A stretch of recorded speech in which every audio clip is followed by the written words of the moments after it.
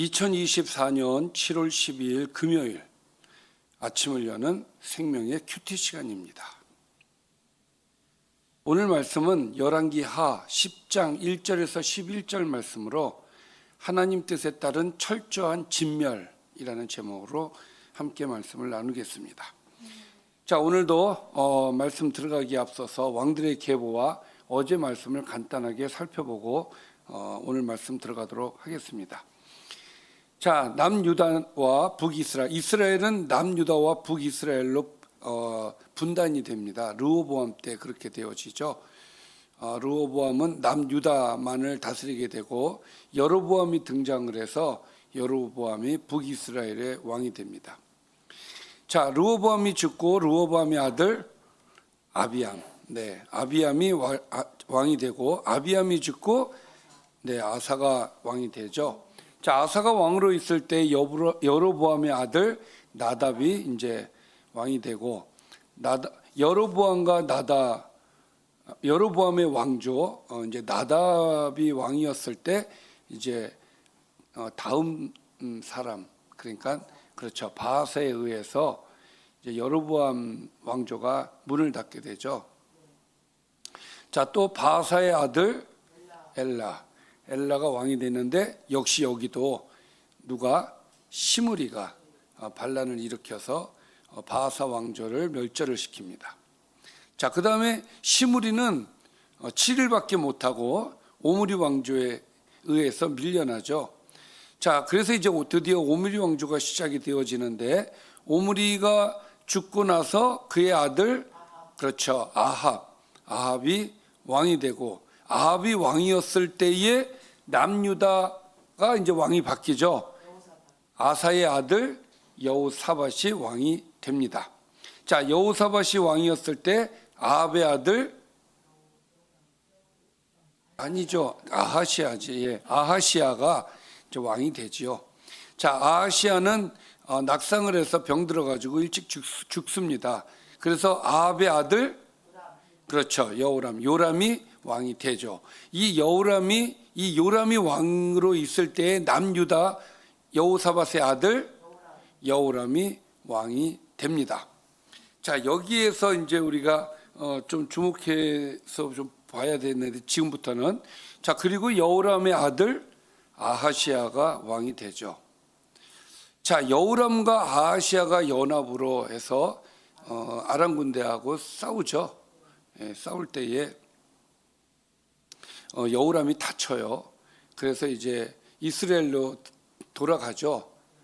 돌아가고 아하시아도 그 여호람이 다친 것을 무난하기 위해서 이제 이스라엘로 들어갑니다. 그럴 때에 누가 등장을 합니까? 그렇죠, 북이스라엘의 예후가 등장을 해서 여호람을 죽이고 또 아하시아를 죽이고 그리고 왕이 되죠. 자, 여기까지 우리가 우리가 지금 예후의 이야기를 하고 있는데 어제 말씀 좀 보겠습니다. 자, 유다 왕 아하시아가 요람의 죽음을 보고 도망을 해요. 그러나 예후가 아하시아를 쫓아가죠. 그래서 무기또에서 아하시아를 죽입니다. 그러니까 북이스라엘 왕 요람과 남유다 왕 아하시아를 죽여요, 예후가. 자, 그리고 사마리아로 이제 들어가게 되는데 사마리아에 있는 이세벨이 예후를 맞이하다가 내시들에 의해서 창밖에 던져져 죽게 됩니다.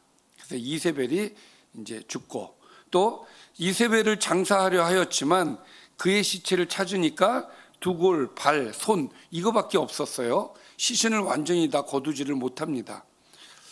이것은 엘리야를 통해 하신 하나님의 말씀이 이루어진 것이다. 이것이 어제의 말씀이었습니다. 자, 그럼 오늘 말씀 들어가 보겠습니다. 자, 계속해서 예후는 아합의 가문을 멸절하기 위해서 계속 진행을 해요. 자, 아합의 아들 70명이 등장을 합니다. 아합의 아들 70명이 있었는데 70명이 사마리아에 있는지라 예후가 편지들을 써서 사마리아에 보내서 이스라엘 귀족들 곧 장로들과 아합의 여러 아들을 교육하는 자들에게 전환이 일렀을 때, 자, 사마리아에 아합의 자녀가 70여 명이 있었는데 이들을 교육하는 사람들이 귀족들이 있었단 말이에요. 그 귀족들에게 예후가 말을 전한 거예요. 그 전하는 말이 무엇이냐? 2절 말씀 그리고 3절 말씀이 이제 예후가 전하는 말이에요. 자, 너희 주의 아들들이 너희와 함께 있고 또 병거와 말과 견고한 성과 무기가 너희에게 있으니 이 편지가 너희에게 이르거든 너희 주의 아들들 중에서 가장 어질고 정직한 자를 택하여 그의 아버지의 왕자에 두고 너희 주의 집을 위하여 싸우라 이렇게 전했다는 거예요. 그러니까 다시 정리를 해보면, 자, 사마리아에는 아합의 가족들이 있죠. 자식들이 있단 말이에요. 그 중에서 그들을 보살피고 케어하는 귀족들에게 예후가 전달하기를 이렇게 전달하는 거죠. 그 아합의 아들들을 너희가 케어하고 있는데 그 아들들 중에서 좀 제대로 된 정직하고 어진 사람을 선택해서 왕으로 세워가지고 나하고 싸우자. 그 얘기라는 거예요. 그러니까 너희 주의 집을 위하여 싸우라고 하는 거는 아합을 위하여 싸우라고 하는 거잖아요. 자, 그러니까 너희는 지금 아합의 그 자식들하고 함께 있으니 그 자식들 중에서 한 사람을 왕으로 세우고 그리고 나하고 싸우자 이렇게 얘기를 한 거예요. 예후가 왜 이렇게 얘기를 했을까요? 이것은 겁을 주기 위해서죠.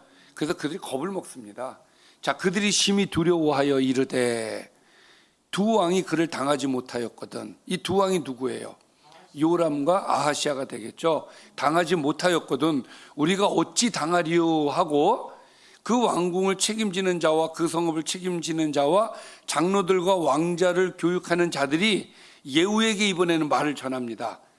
뭐라고 전하느냐? 이르되 우리는 당신의 종입니다. 당신이 말하는 모든 것을 우리가 행하고 어떤 사람이든지 왕을 세우지 않겠습니다. 당신이 보기에 좋은 대로 행하십시오. 이 얘기는 우리도 당신을 왕으로 섬기겠습니다. 이 얘기가 되는 거예요. 그러니까 졸지에 아합의 가문에 대하여 배신을 때리는 이제 그런 이 귀족들을 우리가 보고 있는 것이죠. 자, 그랬더니 이제 예후가 다시 답신을 보내요. 예후가 다시 그들에게 편지를 붙이니 일렀으되 만일 너희가 내 편이 되어서 내 말을 너희가 들으려고 하거든 너희 주의 아들 된 사람들 누구예요? 아합의 자녀들 내 머리를 가지고 내일 이 맘때에 이스라엘에 이르러 내게 나오라. 자, 이스라엘로 머리를 가지고 오라는 거예요. 어떻게 됐을까요? 자, 왕자 70명이 그 성읍의 귀족들 곧 그들을 양육하는 자들과 함께 있는 중에 편지가 그들에게 이름에 그들이 왕자 70명을 붙잡아 죽이고 다 죽였다는 거예요. 그래서 멸절이라는 말이 나오는 거예요. 그들의 머리를 광주리에 담아 이스라엘 예후에게로 보내니라. 진짜 손도 대지 않고 코푼 상황이 돼버린 거죠. 자, 이렇게 예후가 막강한 힘을 과시하면서 이렇게 등장을 지금 하고 있어요. 자, 그래서 이제 머리를 보냈어요. 자, 그 다음 얘기를 보겠습니다. 사자가 와서 예후에게 전하여 이르되 그 무리가 왕자들의 머리를 가지고 왔습니다. 자, 머리가 이제 도착을 했다는 얘기를 들었어요. 그러니까 이제 예후가 두 무더기로 쌓아 내일 아침까지 문 어귀에 두라. 문 앞에 머리를 쌓아두라는 거예요. 그러니 여러분 문 어귀에 70개의 머리가 쌓여져 있으면 어떻습니까? 사람들이 볼 때 두렵겠죠. 그것을 보면서 굉장히 두려워하게 될 거예요. 그것을 목적으로 해서 경각심을 심어주는 거죠, 사람들에게. 자, 이튿날 아침에 그가 나가서서 뭇 사람에게 얘기합니다. 그것을 보여준 다음에 그 다음날 나가서 뭇 사람에게 이르되 너희는 의롭도다. 이거 백성들에게 하는 얘기예요. 너희는 의롭도다. 무슨 얘기냐면 너희는 잘못이 없다. 잘못은 누가 있다? 아합과 그 가문이 있는 거다. 너희들은 잘못이 없어. 나는 내 주를 배반하여 죽였지만 이 여러 사람을 죽인 자는 누구냐? 내가 죽였다. 내가 죽였고 그런즉 이제 너희는 알라 곧 여호와께서, 그러면 내가 왜 죽였느냐?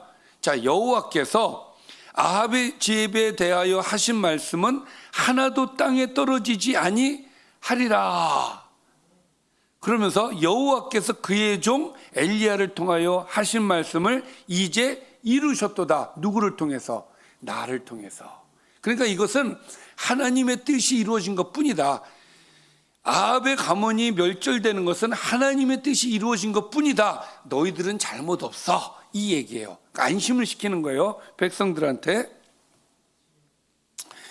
자, 그리고 나서 이제 또 예후가 아합의 집에 속한 이스라엘에 남아있는 자를 다 죽이고 또 그의 귀족들, 신뢰받는 자들, 제사장들, 그러니까 그의 측근들까지 몽땅 죽였다는 거예요. 그에게 속한 자를 하나도 생존자를 남기지 아니하였더라 해가지고 아합과 아합에 충성한 모든 사람들을 다 멸절시켰다라는 것이 오늘의 말씀이 되겠습니다. 자, 오늘 말씀을 정리를 해보면 오늘 말씀은 결국은 아합 가문을 예후가 아합을 죽이고 난 이후에 아합의 자식들을 죽이고 오늘 그리고 또 아합과 함께했던 충성한 그런 사람들까지 몽땅 죽임으로써 아합의 시대를 완전히 종결을 시켰다가 오늘의 말씀이 되겠습니다. 자, 오늘 말씀을 보면 예후가 주인공이에요. 그러니까 자, 예후가 하나님을 잘 믿는 사람이었을까요? 아니었을까요? 오늘 하나님의 말씀을 인용을 하는 걸 보면 마치 자기가 하나님을 잘 믿어가지고 하나님 말씀에 그대로 순종하는 사람처럼 보여지잖아요. 근데 사실 예후는 하나님에 대한 신실한 믿음을 갖고 있는 사람은 아니었단 말이에요. 근데 그럼에도 불구하고 그는 한 가지 확신이 있었어요. 그게 무엇이냐면 자신이 하나님께 쓰임 받는 자다. 자, 예후가 그 기름을 부음을 받을 때 그 이유에 대해서 설명을 듣지 않습니까? 그래서 자기가 왕이 되는 것에 대한 그 명분은 하나님께서 주신 것이다. 이것에 대한 그 확신이 이 사람에게는 있었어요. 그래서 하나님께 쓰임 받는 자다. 나는 하나님께서 쓰는 도구다. 이런 확신이 이 사람에게 있었어요. 그래서 그는 당당하고 거침이 없었던 겁니다. 자, 그러니까 하나님께서는 자신을 세우셨다는, 하나님께서 자신을 세우셨다라고 하는 이 정체성은 예후를 보면서 우리가 깨닫게 되는데 담대함, 진짜 담대함을 만들어주는 것을 볼 수가 있어요. 오늘 우리가 이 예후를 보면서 그런 생각을 합니다. 하나님을 완전히 믿지 않는 예후도 나는 하나님의 쓰임받는 자야라는 정체성을 가지고 이렇게 담대하게 움직였던 것을 보면서 우리는 그리스도인으로서 우리는 예후만도 못한 사람이 아닌가 이런 생각이 들게 됩니다. 우리는 하나님께 쓰임받는 도구입니다. 예후가 지금 그런 도구로 쓰임받는다면 우리도 지금 하나님께 쓰임받는 도구가 아니겠습니까?